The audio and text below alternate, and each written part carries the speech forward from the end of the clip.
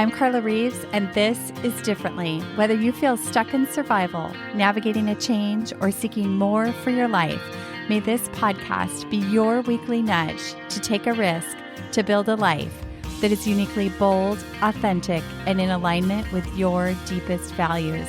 What if you worried less about the bumps in the road and instead got equipped for the journey? Get ready to rethink what's possible. Summer is here, and in the spirit of summer here on the podcast, we're doing something a little different. This summer series, we're calling it Mindset Camp, is made up of simple, short, thought-provoking episodes to give you something short and sweet, whether you're on vacation, in between work meetings, on your bike, headed to the beach, or driving to the office. Something you can fit in and apply right to your life wherever you are to shift your perspective, experience, and maybe even your results. We'll talk mindset, productivity, relationships, and more. Vacations are great, but rest assured, if vacation isn't within sight, I'm a firm believer of building a life we don't have to escape, and where vacations become the cherry on top of a life you've already built that you love. My brain sometimes thinks I need a chunk of time, like 2 to 4 hours, to make some traction on a project. This often leads to procrastinating and putting something off because I can't find the time I think I need. Today's episode is a story and a brain hack that still works to this day, and I must share it with you. It was a simple idea on an ordinary day that transformed the way I work. It was an average Wednesday. The day was winding down. Quentin and the boys would soon be home from work and school. I was thinking about what to make for dinner and still had a bit more work to get done.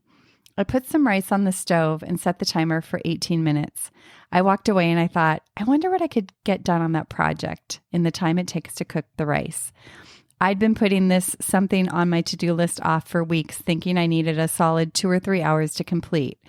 What would happen if I took the next 18 minutes to get started? I grabbed my things and poured myself into my work. The buzzer rang and I was astounded by what had happened. Not only was dinner closer to being ready, I had completed a project that in my mind needed hours to complete. And not only did I do it in far less time, the output was far more focused and thoughtful, and I knew I was onto something. I've since brought this timer concept into my everyday work. I use it to complete items on my to-do list, to break down daunting tasks.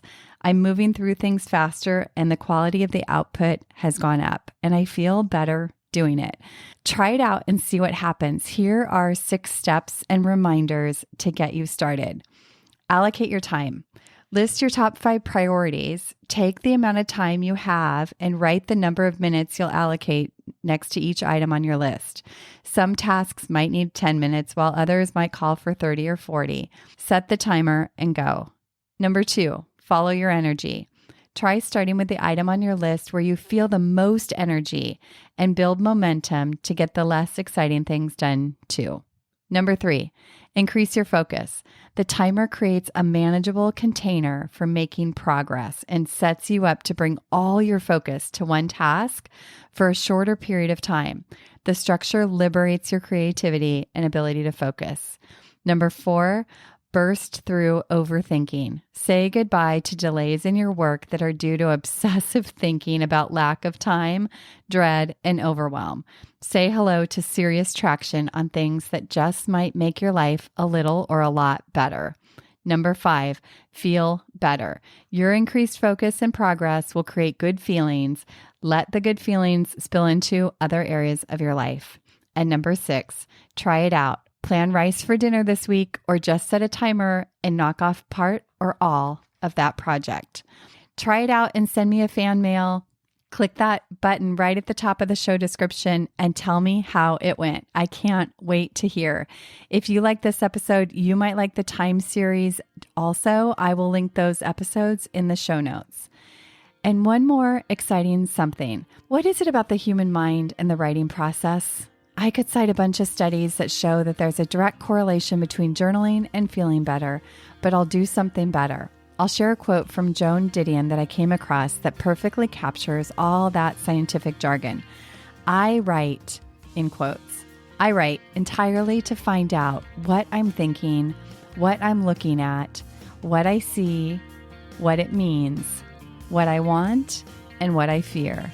Throw in a coach that responds inside your journal, helping you sort everything out in real time. 2 words, life-changing. Curious? Stay tuned. We've got something in the works for you. Thank you for tuning in to this episode of Differently. It's been an honor to share this conversation with you. You know, one of the keys to living fully is to take action when you're inspired to do so. I hope you found that spark of inspiration today. And would you help us spread the word? Did someone you know come to mind while you were listening? If this episode could impact someone you know, please share it and pass it along. New episodes drop weekly, so tap that subscribe button and join us next time as we continue to challenge the status quo and get equipped to live life differently.